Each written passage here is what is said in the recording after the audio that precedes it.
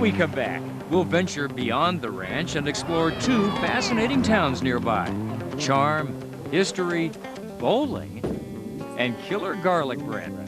Then we'll find more great adventures in the region, including a terrific place to soak those aching bones. Bay Area Backroads is brought to you by your California Jeep dealers. Who else?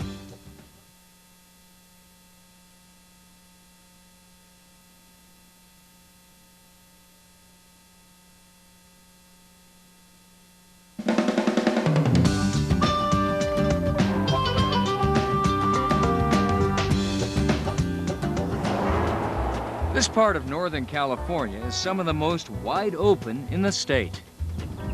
With the exception of I-5, every road here is a back road.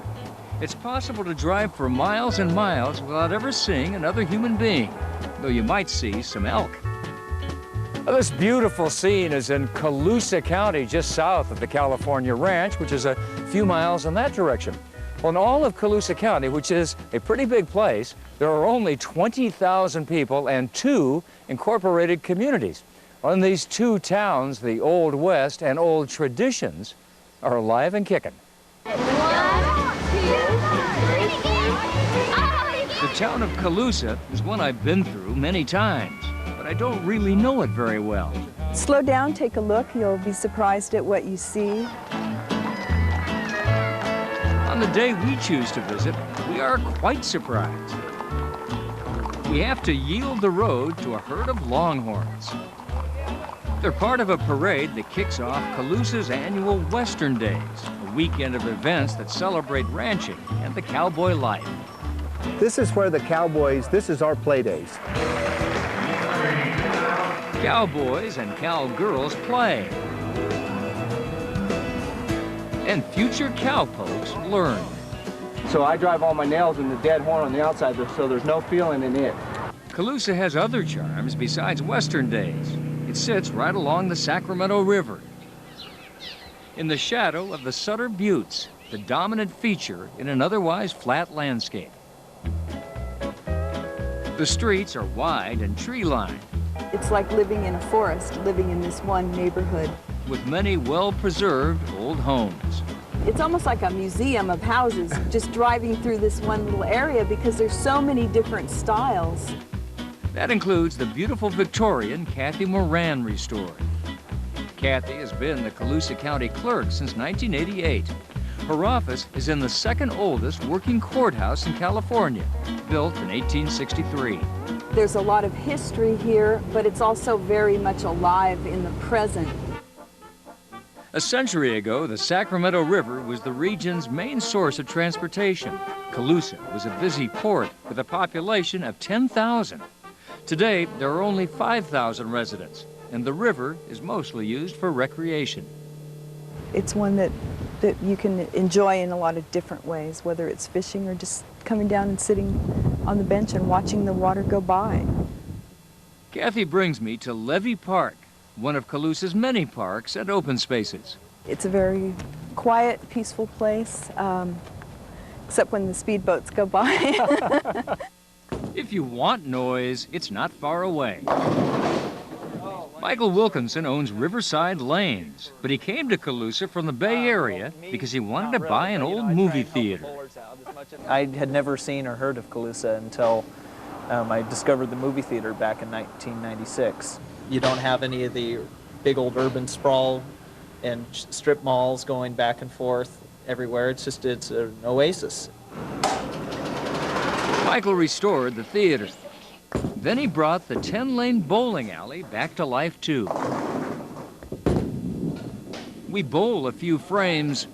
Yes! Oh, man, a spare! No! No! And then I head off for something more traditional in the area. I've been invited to participate in a Western Days competition down at the fairgrounds. It's called Team Penning. Team Penning started 200 years ago when the vaqueros came to California from Spain. David Forster is one of my teammates. His family has been ranching in California since the early 1800s.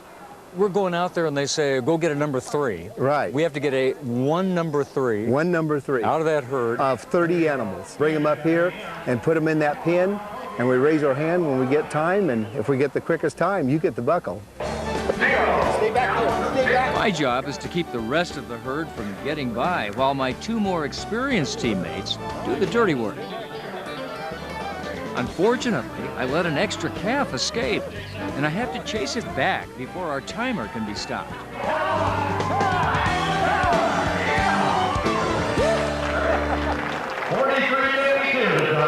So no buckle this time around? No buckle this time around, but you placed, man. If it paid money, you'd been in the money. Meanwhile, just 10 miles to the west, Williams, Colusa County's other incorporated metropolis, has some surprises of its own. Wow. This is like a whole store in here. Yeah. Williams' best-kept secret is the Sacramento Valley Museum, an amazingly large collection of artifacts, mostly from the late 1800s and early 1900s. It's located in what was once Williams High School. This was the auditorium where they held their plays, and they also played badminton in here. So the lines on the floor. Uh-huh. Did they have a bar Oh, at no. school? No, that came later. Kathy Menor manages the museum and has deep ties to this building. Yeah. Her father was in the last graduating class here in 1956. Her mother was a junior when the school closed, and 2 of her grandparents were in the class of 1934. I think we could learn a lot from the people back then, their hard work and things that we take for granted. There are deep family roots elsewhere in Williams, too, especially when it comes to food. Granzella's has been in the same family for nearly 30 years. It started modestly as a deli, but now it includes a restaurant, an olive tasting bar, an ice cream parlor. That's the best there is in 100 miles. And even a huge sports bar in the back. And your pasta will be here shortly. Thank you much. You're welcome. Then there's Louis Cairo's Italian restaurant. It's been a fixture in Williams since Louis and his wife opened it in 1945. Cairo's is notorious for its Louis bread. That is good. Which is extremely heavy on the garlic. So if we have this, we can't visit with anybody else all day. You will be alone for days. After all these years, Louis Cairo's is still in the same family.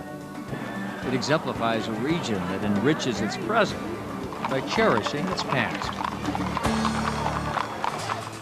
Colusa and Williams are about a 2-hour drive northeast of San Francisco.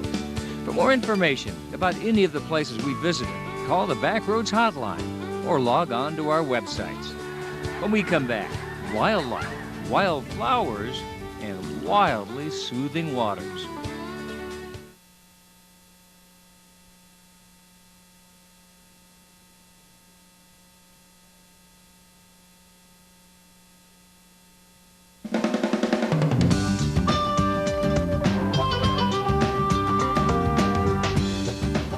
This wonderful territory we've been exploring north and west of Sacramento isn't typically known as a big tourist destination, but it turns out there are lots of adventures to have up this way, of all kinds and in all seasons. In the wintertime, there are several wildlife refuges in the area that attract huge numbers of migrating waterfowl. If you visit Gray Lodge or the Sacramento National Wildlife Refuge in December or January, you might be in the company of 100,000 geese and more than 1 million ducks. When I first came here in the late 70s, there was 300, 400,000 pintails, but during the 1980s... Michael Ellis is a naturalist who brings groups here every winter. He finds it a magical experience. A whole flock of snow geese rise up out of a field and fly over your head, and you just sit, put your binoculars down, and listen to them as they fly over.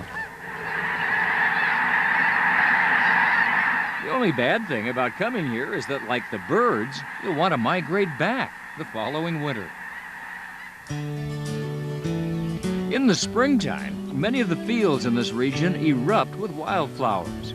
And one of the best places to see their display is along the unpaved Bear Valley Road west of Williams.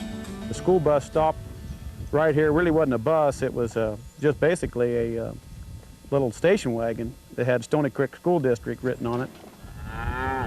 Jim Keegan's family has been ranching here since 1880. During the month of April, Jim leads wildflower tours. This is a natural meadow right here.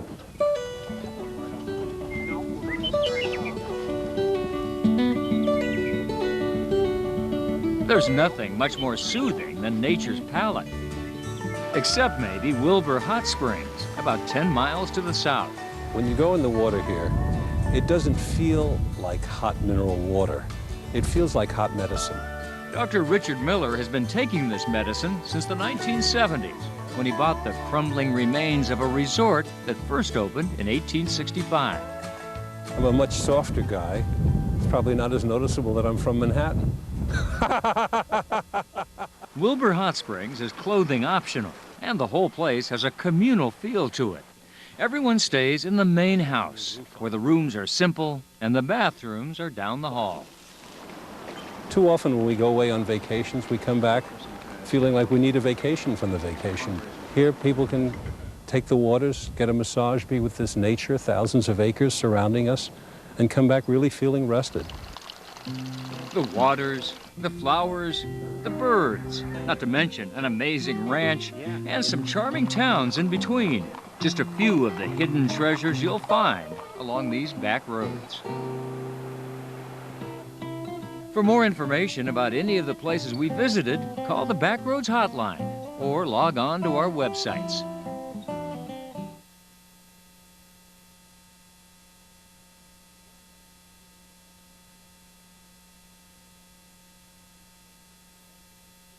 Log on to BayAreaBackroads.com or Cron4.com for more information about all the places we visited in tonight's show, and an archive of your favorite past stories, too. All the best places to go and things to do in Northern California and beyond. And be sure to sign up for the online Backroads newsletter to receive email about upcoming shows, stories, and events. Well, that's our show for tonight. We hope you enjoyed it. And remember, you always find the best adventures along the back roads. I'm Doug McConnell. Thanks for joining us. Good night.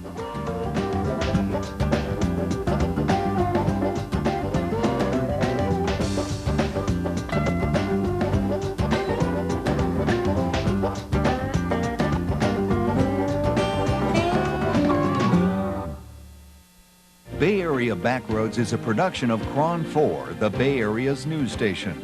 For more information on this and other locally produced shows, go to Cron4.com.